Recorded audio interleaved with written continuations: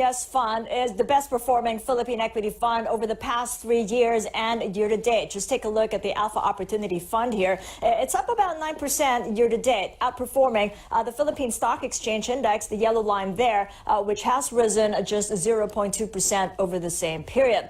Let's head on over to the manager of this fund in our Rockwell studio in Makati, Julian Tarrobago, the head of equities at ATR Asset Management, has $2.4 billion under management. Good to have you back on, Julian. Welcome to the program.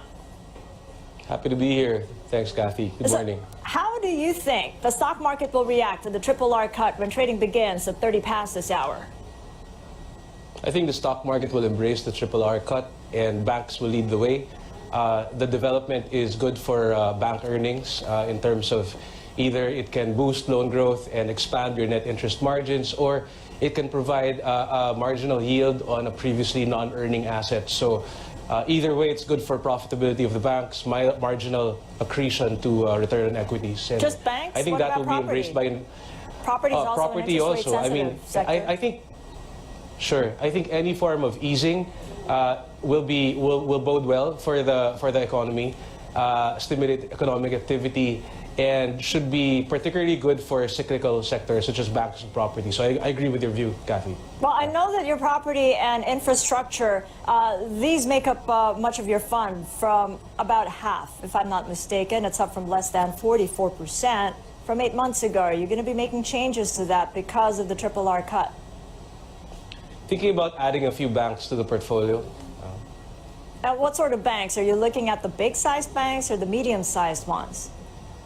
I like the big-sized banks, but I'm more inclined to add one of the faster-growing small mid-sized banks.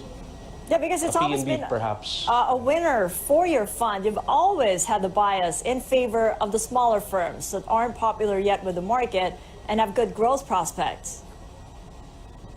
Yes, that's because smaller companies and mid-sized companies, if managed well, actually are structurally positioned to grow faster than the larger cap names. A company, for example, like Megawide or Wilcon or EI or Eagle, the level of their earnings growth right now, and given where we are, where the economy is, provides significant upside relative to those who are large already and will grow at a more moderate pace. So you're right, I'm a growth investor. My bias is for growth, and I think growth is probably a good approach in an economy that's growing and is poised for bigger and better things. But where the economy is at its slowest in 4 years. It's fallen 5.6% in the first quarter. Sure, that we think is a temporary scenario. Our base case is for GDP growth to accelerate in the second half, whether it's the third quarter or the fourth quarter of the year, and I think it has built quite a good base or a platform for future growth, and that growth will be very strong in certain industries over the medium to long term, and that's what we're counting on. Such as? What is that growth going to be led by in the second half this year? Sure. You're already seeing significant growth in infrastructure. You're seeing significant growth in household spending, consumer or consumption. We also like property. And even the utilities. In the utility space, there are opportunities out there.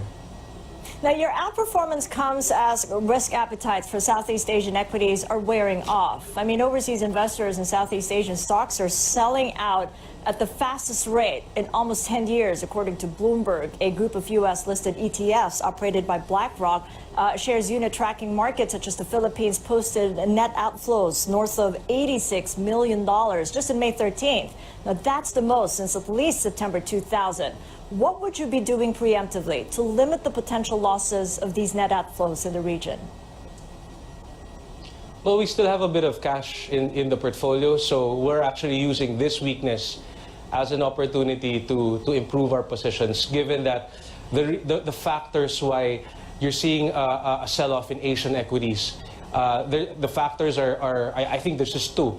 There's the MSCI China-Asia rebalancing, and there's also the concerns or from uncertainties with regard to the escalation of trade tensions between the U.S. and China. Both factors we think are temporary. We think, I believe the China-Asia rebalancing is obviously a temporary thing, and the overhang will be lifted at some point this year.